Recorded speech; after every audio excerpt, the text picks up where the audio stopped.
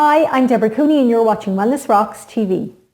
This is the second video in a two-part series on how to make your own kombucha. If you haven't watched the first video, please go back and do that because you're going to need to know how to grow your own SCOBY before you can ferment a batch of kombucha tea. So today what I'm going to do is I'm going to teach you how to brew a batch of tea, but also how to keep doing it afterwards. So there's just a couple of steps that you have to follow just to keep repeating the process basically. What you're going to need is some raw organic cane sugar. We're going to use 1 cup of that today. And also we're going to use some black tea. So this is organic black tea. I'm using bags and I'm adding 4 bags to a litre of water. And I put that litre of water onto a low heat and I just allow it to simmer or to brew. And I give it about 10 minutes, and when that's done, I take out the tea bags, squeeze them out, and then put in the cup of raw cane sugar, allow that to dissolve, keep stirring it until it dissolves, and then let it cool down a bit. And I give it maybe about a half an hour to cool down. And then what I do is I have an empty jar like this one. This is 3 litres, and that's what we're going to make today, is 3 litres of kombucha. So I got this in Woodies. It's really handy. There was a lid with it, but obviously I didn't need it. So 3 litre jar, glass jar, and make sure you're using glass, don't use plastic. And I sterilised it first, so I washed it with apple cider vinegar and boiling water. Now you can use just plain vinegar, white vinegar if you want, but I had the apple cider vinegar here. Once that's sterilised, I added the litre of tea with the sugar into the jar.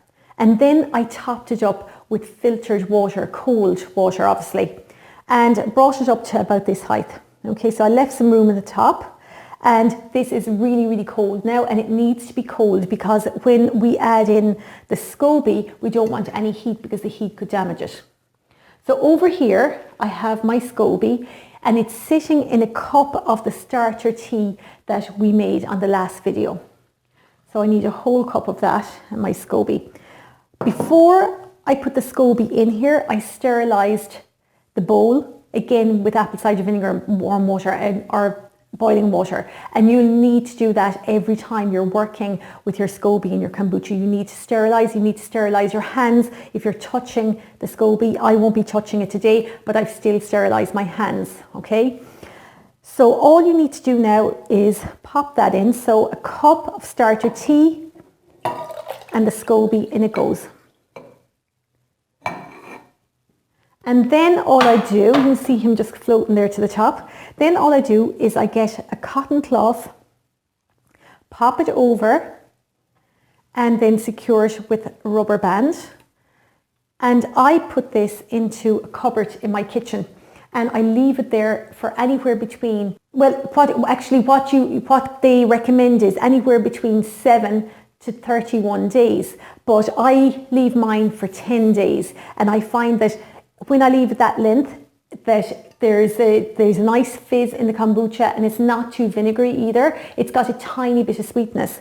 And you may be concerned about the amount of sugar and the caffeine in the tea, but it's okay. Your SCOBY is going to get rid of that for you. That's why it's there. So he's going to basically eat that up and then give you probiotics in return. So don't worry about the sugar. So for me, I find 10 days is really good. And after the 10 days, what I do is I take it out and I start popping it into these bottles. And these are just passata bottles that I kept over, and I have sterilised them all as well. And I fill all the passata bottles, and I get 4 out of this batch. I obviously put my SCOBY back into the bowl with a cup of the kombucha. And then the rest then is for me to drink. He needs to sit there with his cup of kombucha because we need it for the next batch again. Then I take these bottles and I pop them into the cupboard, and I leave them there for a further 2 days. And the reason I do that is I want it to fizz up. I want it to be more carbonated. And after the 2 days, I take it out. There may be a small little SCOBY on the top, so you can just take that off and throw it away. I put them into the fridge, and once they're in the fridge, the fermentation process stops and they're good to go. But if you don't want to put them into the cupboard for 2 days, you don't have to either. You can actually just drink it straight away if you want.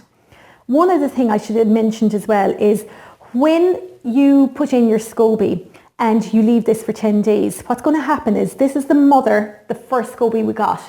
And you'll see another SCOBY forming on top of the kombucha. Make sure you take that out as well. Take the two of them. Eventually they'll actually fuse together and it'll just get thicker and thicker. And also watch out for any mold on your SCOBY, just in case you do get any mold. If you do, it's no good. You need to start all over again. But to be fair, if you follow what I'm showing you here, you'll have no problem. I'm just having a look at the list that I have here because I had so many things to say to you. Yes, one last thing I want to say to you is you'll see stringy bits inside in the kombucha, and those are the live cultures. It's part of the SCOBY just falling down, and you can drink those, but if they're freaking you out, all you do is you just sieve them through and you just throw them away. I love drinking them because I feel like, yay, I'm getting loads, but that's me. So that's it. Really, really simple. You just keep repeating the process. 1 cup of organic cane sugar, 1 cup of the kombucha that you took from your last batch, 4 organic black tea bags, and a litre of water in the saucepan, and then you top it up with the other cold water. Make sure the water is cold when you're adding the SCOBY, and that's it. And just for yourself, try, I would advise 10 days. Some people go further, as I said, some people maybe take it out after 7 days, but that's entirely up to you. 10 days really works for me. And that's it. Kombucha, done and dusted and covered. And I hope you have amazing results with it and that you ferment lots and lots of tea. So if you have any questions on the whole process, please just leave them into the comments box below. Click here to sign up to my YouTube channel, and if you'd like to receive these videos on a weekly basis, just pop your details into the box below and I will see you then. Thanks for watching.